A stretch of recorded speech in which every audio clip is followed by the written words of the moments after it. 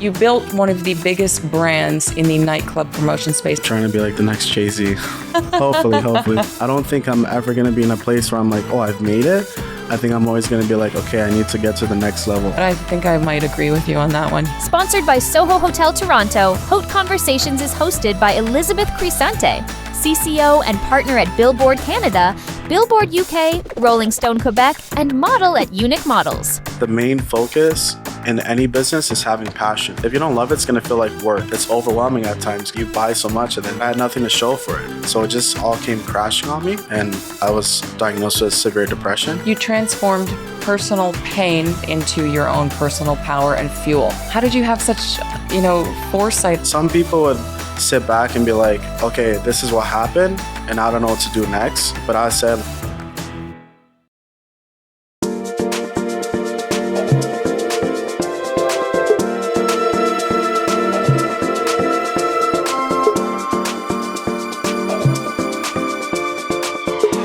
Hello, everyone, and welcome to another exciting episode of Haute Conversations. My name is Elizabeth Crisante. We are going to dive deep into popular culture and entertainment, as well as fashion. Now, I would like to welcome our guest who's made waves in the digital marketing and social media management industries. At the age of 19, he was already working for Rogers Outrank, selling digital marketing and social media management services. He then went on to build one of the largest nightclub promotion services and brands in Toronto. Please welcome Deshae Maitland to our show. Thank you so much for having me. I just want to say this production and this whole overall persona that everyone has here is amazing. I love it. I've never been to anything like this. You guys set the bar really high for the podcast, any podcast out there. I'm super special to be here and it's a privilege. We could say the exact same about you. You've done some incredible things and your journey has been so inspiring. At such a young age of 19, what inspired you to get into digital marketing and social media management? That's actually a great question because no one ever asked me this. And that's how I got started in actually being a business person. But basically, I know social media and digital marketing was the new wave. Internet boomed. Everyone was on it. And I wanted to diverse my portfolio and try to, excel in that type of industry. And basically, I always had an end goal. I always was going to do it for a year or two and then start my own company and use what I use in that company to use for my own. And I think that's what propels me in this business. That is incredibly smart. How did you have such, foresight at such a young age? You just always been business minded? So at 15, I actually started in the hospitality industry. People say, how did you start so young? But believe it or not, we weren't selling alcohol. We were selling juice and water. Wow. And pop. It was all ages parties in high school. It was very popular. Government, the docks, we're doing 3,000 or 4,000 people a night. I was one of the people out of Mississauga that would bring all these people down to Toronto. We'd do 3 or 4 buses. It was a crazy experience. And that's literally how I got started in the business. Obviously, I wasn't making the craziest deals because I was so young, but I learned the whole idea is being hospitable to people and showing them a good time. Okay, so you had an entrepreneurial spirit at a young age. Is that something that you think came naturally to you, or did you have some inspiration within your family? Where did you learn that? Because you were hustling very young. 15, yeah. And I was doing fairly well for a 15-year-old. I bought my first goose jacket at 15. I went to Harry Rosen, saw the receipt. I'm like, okay, I'm going to put a down payment. I'll come back in a week. And I did and bought it. My mom saw it. She wanted to kill me. But I think I got it from my grandfather. He's a businessman in the UK. He has a lot of properties all over the world, and I think I get it from him. And also my great-grandmother, who also inspired me. She was in real estate. She did super well for herself. She was the supporter. She was the bank of the family. Wow. When everyone was in distress and needed something, they would always go to her. So I think I got it from her because she basically raised me. Let's turn the dial. Now we'll go back to when you were 19. You were working with a number of small and medium-sized companies throughout Canada. Yeah. And so that must have been quite the learning experience. For sure. What were some of the key challenges that you faced while doing this work? Well, I want to first off and say I didn't have the educational background. I just came fresh out of high school, and I was the only one on the whole entire floor with no educational background. Everyone had bachelors, MBAs, all this stuff, and I was just a hustler. In the interview, they're like, well, you don't have the educational background, so we're not sure if we'll select you. But because I was so passionate about what I wanted to do and the vision I had for it, they're like, okay, we'll hire you. And they hired me on the spot. And that's kind of how I got started. The challenges I usually face is obviously you have to be persuasive because it's basically cold calling companies, Right. getting them on a call and getting them to like watch you do a script where like you're presenting for hours and trying to close them on the spot. They have to trust you just over the phone. They don't even know who you are. You're just a person over the phone that you say you work for Rogers Outrank. And I was just one of the guy that I was just so determined to get it done. I would stay there from the morning before anyone else. I'd get there before anyone else. That's how ambitious I was about the job. Yeah. Good for you. Yeah. Do you mentor anybody else? Because it seems like you have a lot to teach others. It's always open. I say, you know, like if anyone wants to be mentored by me, you can. There is other people in my industry that say like they look up to me. They're so inspired of what I do. And I'm just like, I feel like I'm just a regular guy because there's so many people I look up to and I aspire to be till this day. I don't think I'm ever going to be in a place where I'm like, oh, I've made it. I think I'm always going to be like, okay, I need to get to the next level all the time. So you went from digital marketing to promoting nightclubs in Toronto. Like that is quite a pivot. What inspired you to make that transition? So I like I said before, I always promoted when I was 15 years old, when I was a kid. It's always been a passion. I did the digital marketing more for the business and the savviness of how to grow my company and scale on the online world. Because I feel like online presence is everything. Right. That's what determines whether you're going to make it or not. It's not word of mouth anymore. That's so outdated back in the day. Now everything is just social media, digital marketing. Yeah, people are glued to their phone. Everything. Yeah. So like my presence in that world is very big in my industry that I get recognized for doing other things. And that's kind of how it came about. So all the marketing and social media and digital marketing I learned for 1 year working for Rogers and doing it for big companies all over Canada. I've done it for my company and it's done tremendous things that you can't put a price tag on. Right. A lot of guys that are in my business, unfortunately, they don't spend money on websites, on email marketing, social media management. Like I have like a whole team that curates everything for me. Wow. Yeah. So you built one of the biggest brands in the nightclub promotion space, and you would attribute your success in that area For to sure. the digital marketing? I think if I didn't do it, nobody would know who I am. Yeah. It's just like if you see him at the club, you might know him, but now people see me on like all Online. over, right? We have YouTube. We do like vlogs every week that we drop. No one's really doing that. And I spend a lot on video. So we'll do like a lot of vlogs on YouTube and then my video guy will edit it, chop it up, make it look cool. We have a lot of email marketing. So we have like, we're trying to collect like 10,000 emails. We're getting there. We're like halfway there. And we do like email campaigns, give people like content, get them to sign up, get tickets, all that stuff. Like it's a whole different monster. Yeah. And I'm just happy that like I learned something at a very young age that I could still apply to today. And obviously like you have your own spin on it, right? What I learned there, I also apply, but I did my own like due diligence. Good for you. Very smart, man. So the nightlife industry is quite notorious for its fast pace and constant evolution. How do you stay ahead of that curve? Like I said, I have mentors that I always try to grab their attention and pick their brain. Even the guys that are about to be on this interview, I always pick their brain, such as Mr. Raptors, Diego Snow. I always look up to them. They do really well in what they do. And I always ask them for advice because they're older than me, much wiser. I feel like once you have a mentor and someone that's like done what you've done or have done what you've done in other businesses, I feel like you could apply it for your business at the same time, you know? Very smart. Yeah.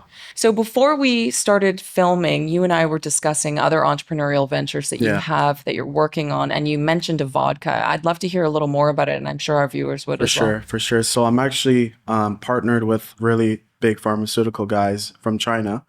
They started a vodka business in Canada just to get the visas. So I partnered with them. I have no idea how they find me. I think they found me on social media. But Done a good job I putting guess the yourself out portfolio there. looked really good for them to partner with me because they're doing really big things.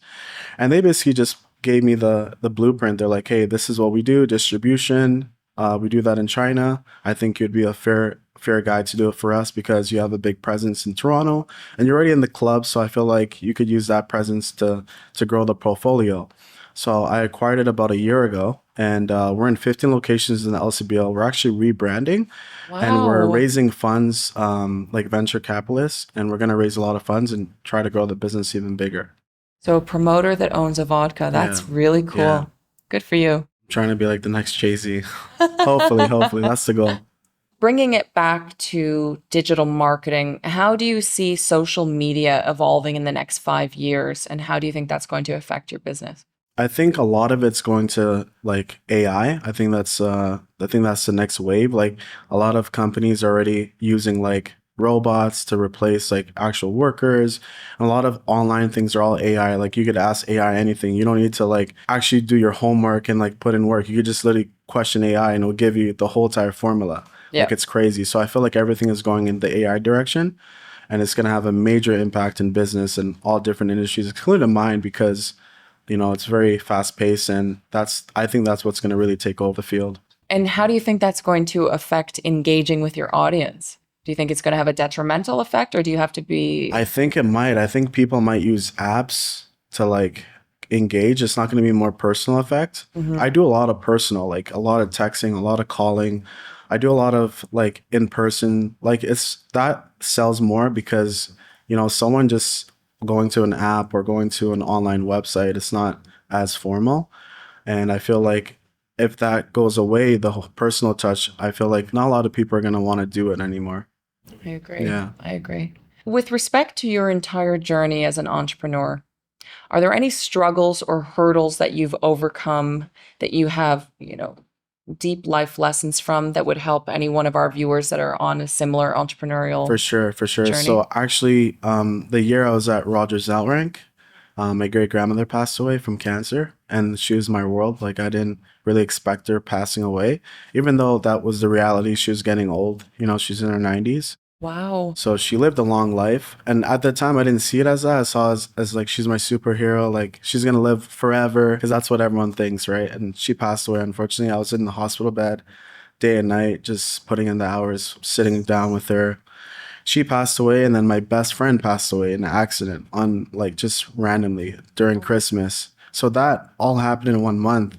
And I was a young kid. I was 19. I was working really hard, putting in a lot of hours. So it just all came crashing on me. And like I just had like a bad breakdown, and I was diagnosed with severe depression. And I actually took a break from the job for about a couple of weeks.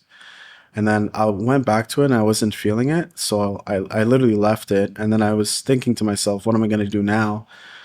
And I was feeling sorry for myself, but then I said, my great grandmother and my best friend, they wouldn't want me to feel sorry for myself. They'd want me to go harder, push harder, maybe possibly show them what I'm about, what am I capable of, and build a legacy for them. So I went back to promoting.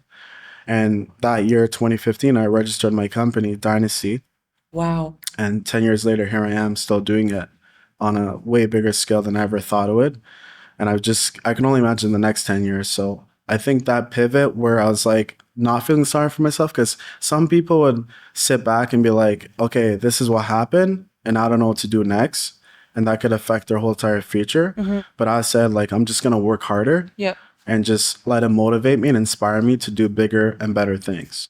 You transformed personal pain and like a small moment of victimhood into your own personal power and fuel. Yeah. And that's a really powerful thing that I think a lot of people don't do in their lifetime. For sure. And you did it at a very young age. And it's very now impressive. All the bad things that ever happened to me, I say it was never as bad as losing my great grandmother, losing my best friend. And I apply it to my life now. So like if anything bad or shitty happens to me, I look back in the moment when I was 19, I quit my really good sales job that I had a bright future in. And I said, like, it inspired me to do bigger things. So like now when negativity comes to my life, I look at it for the common good that's going to inspire me and motivate me to work a lot harder, for sure. I'm really impressed.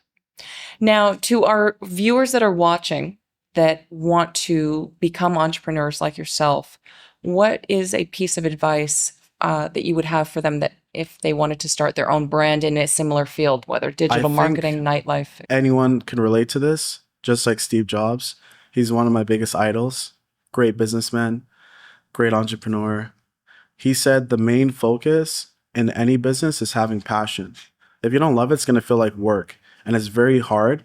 And you have to pursue what you want to do. And there's a lot of persistence involved. So if you don't love it, if you don't like it, if you're not enjoying it, you're not going to want to end up going through the hurdles of constant failures, and a lot of mistakes along the way. I feel like if you don't love what you do, then it's not for you. You really have to love it. It has to be a passion of yours. And I love the nightclub business. Like, I love it. I've been doing it for so long. I feel like a dinosaur in it. But because I love it and I enjoy it, like, it doesn't feel like work to me. And I think that's why I am where I am now. If I did something else, I don't think I'd be as successful at it. Yeah, your success speaks volumes. It is evident that you are passionate about your work. Yeah. Now, you and your work are a testament to hard work and dedication. And I know you mentioned the vodka company, but is there anything else on the horizon for you? Any upcoming projects or inspiration? So I'm invested in real estate. So I own 2 properties. I bought one by Square One about 2 years ago. And then I bought another one a year later, pre-construction. My goal is to own a lot more in the future and diverse in that and get into more real estate investments where like it's buying and flipping. I kind of enjoy that process. And I've learned that I'm a guy that spends a lot of money on clothes. I know you guys are into fashion. I spend a lot of money on clothes. I buy a lot of designer stuff, and it's overwhelming at times because like you buy so much and then you're like, what do I have left with? But there was a year in my life where it's like I bought so much designer, I made so much money, but I had nothing to show for it. You know, I had a nice car, but what does that do for you? It's not really an investment. It's more of a depreciation. So a lot of guys that are older than me said, like, you got to start investing your money. You got to make your money work for you, because all that you're doing and spending it on is kind of called dead money, because it can't grow. Like, if you buy designer, what is it going to do for you? You're going to sell it? Like, that's obviously not the case. So I've learned that when you are in a business, you have to have investments and assets so that like your portfolio will grow as you get older, versus just spending it when it comes in and then you literally have nothing to show for it. So I've learned the hard way. Like, I won a year where I did really well, blew everything, but I'm just grateful that I got it out of me, because now I'm a lot smarter. Like, I'd rather buy a stock. Yeah. I'll give you an example. So I bought an LVMH stock because I'm obsessed with Louis Vuitton. Like, I'm wearing the cologne right now. You could probably smell it. I can. It's really nice. Yeah, it's really strong. It's oud. I'm like, I wanted to buy like Louis Vuitton shoes the other day, and I'm like, why don't I buy a stock? I think that's a better investment. That is a good example. Yeah, it is. Good for you. Yeah, so it's like LVMH. It's called Louis Vuitton Moet Hennessy. It's a company that owns a bunch of businesses. And I'm like, why don't I buy a stock over a pair of shoes? Because the shoes will always be there. The stock might go up, so like you might as well buy it early. So like now I do like smarter decisions. I think that's very important though. Yes. Especially for young entrepreneurs. Because like, let's say you have a really good year and you don't invest that money or even put it back in the business. So like now I have like an accountant that tells me what to really do with my money and like where it should go. Thank God I finally got one. But like now I invest money back in the company. So like there'll be a quarter where it's like, okay, like I love booking influencers. I booked one of the biggest on Netflix, Francesca Farrago. I brought it to Burlington from LA, and it was like one of my biggest parties ever. If I didn't think about investing back in the brand, not just in myself, then like I wouldn't have done that. Yeah. Because like some of those investments require a lot of funding and it might not even be profitable. You're just doing it for the portfolio so that you can now go to all these other influencers and you could book them also, because that's kind of what I did. Right. She was the first one I booked like from Netflix. Then I booked like 10 others after. Good for you. Yeah. I can't wait to see what you do next. I hope I could come back on the show. Absolutely. Yeah. So we always like to end the episode with a fun question. Okay. And I'd like to ask you, if you could have dinner with a fashion or popular culture icon, dead or alive, who would it be and why? So it's a funny question you asked this, because there was someone who asked like the audience, like, would you rather have dinner with this person or take $1 million? And this goes around because he got an interview and said, take the $1 million.